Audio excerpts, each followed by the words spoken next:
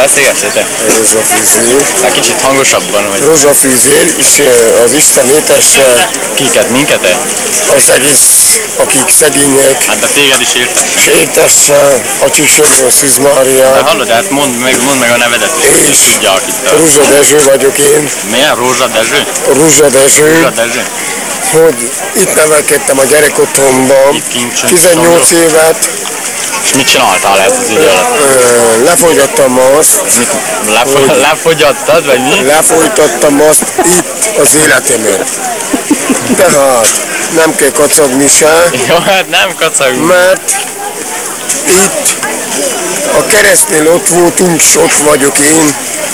A Igen. Máriának megsimogattam a lábát Melyik ott a templomban? a templomban, és vannak szegények is.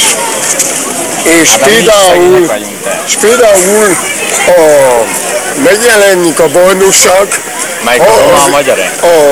az Isten Jaj, megadja máma este, hát ha fogunk győzni, a magyarok fognak győzni. melyiknek drukkoltál, hallod-e? Én a Magyaroknak, hát így van, magyaroknak hát mi is azok és lehetett drukkoltam, és drukkolok is, mert ott van a nyakamban, azt nem teszem le. Ja, ezért? Igen, és akkor van a sportklub a Szeredaiaknál Hajrá, is, sportklub. hogy, Hajrá, sportklub. Ugye? hogy Te ott vagy minden meccsen, ugye? beszélj velém. Mondjad, na, mit akarsz? Beszélj velém, Mondjad, ember! ne takard le a szemedet.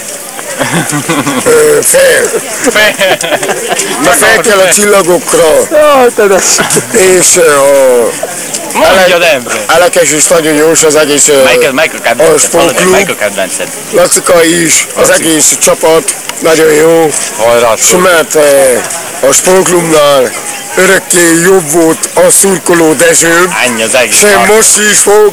Tévében örökkéntettek. Reméljük, ha fog élni Dezső örökké szeptemberben, ha nem is lesz jég, akkor menjünk Gyergyóba, hogy verjük meg a gyergyóiakat. Azt mondták sokszor a csikiaknak, hogy mondták, hogy a csikiaknak, hogy mocskos cigányok vagyunk.